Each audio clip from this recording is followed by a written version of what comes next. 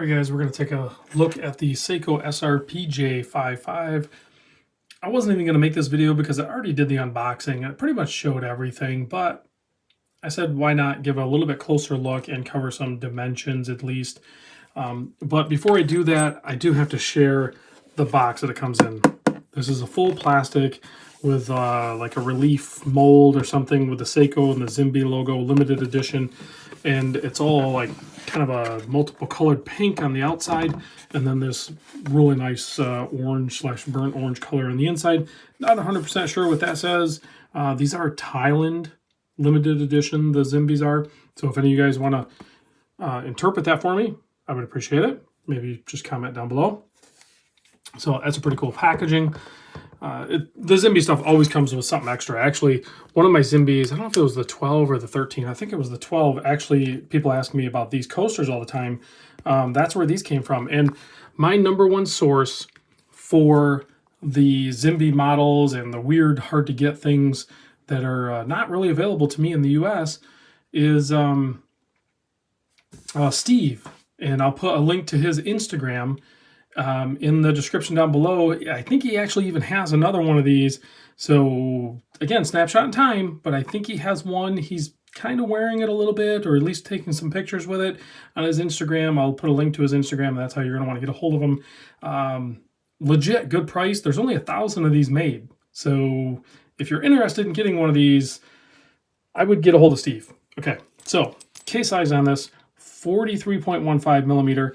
The lug to lug is a 44, and you can see it's a Tuna, right? But it's a smaller Tuna.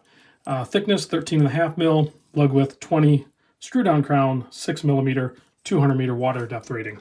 So if you compare it to, say, an SKX 009, you can see right away this Tuna is smaller than the SKX. And the SKX is not a very big watch when it comes to like lug to lug and overall feel on wrist.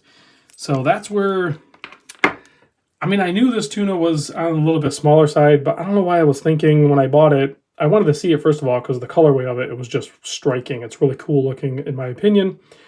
And I was kind of maybe hoping that it would just work for me. But the Tuna, the larger one, I think it's like 44 or 45 millimeter. If they would have done that one in this colorway, this thing would be on my wrist. But what happened instead is I got it in and I was like, you know what? My wife might actually like this.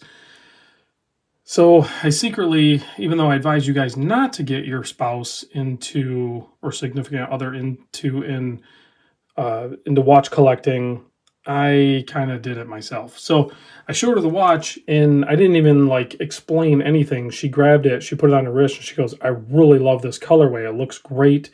And I recently was able to snag it because she's been wearing a different watch and do this video real quick. That's how much she liked it. She actually has been wearing the heck out of this.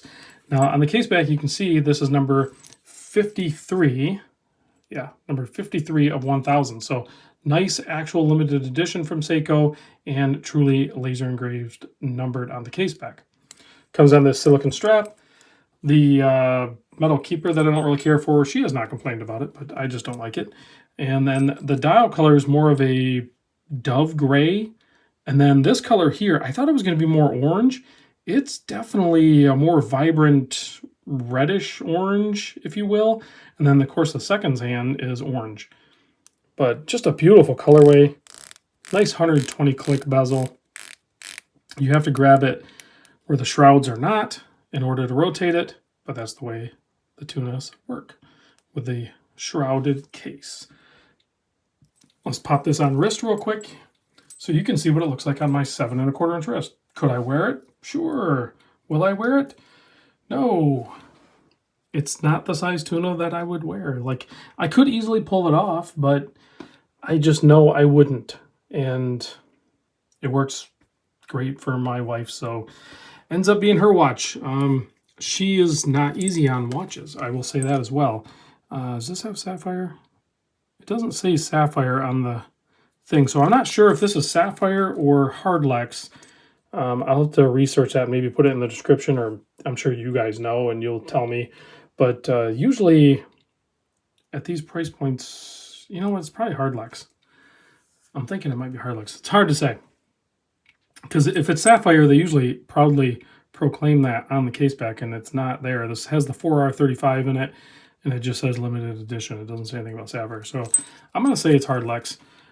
Correct me if I'm wrong, but overall, great looking watch. Let's check out the Lume. Give it a quick blast, kill the lights. Excellent Lume. I probably didn't even need the cheat and give it a blast. Seiko's always perform at a higher level than most other watches.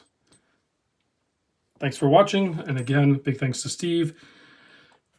I messaged him like I always do, just like you guys can, and I said, hey, I want that new Zimbe. It looks great. He's like, done. I'll take care of it. Well, he picked up 2. Maybe you can get the other one. I'll see you on the next video.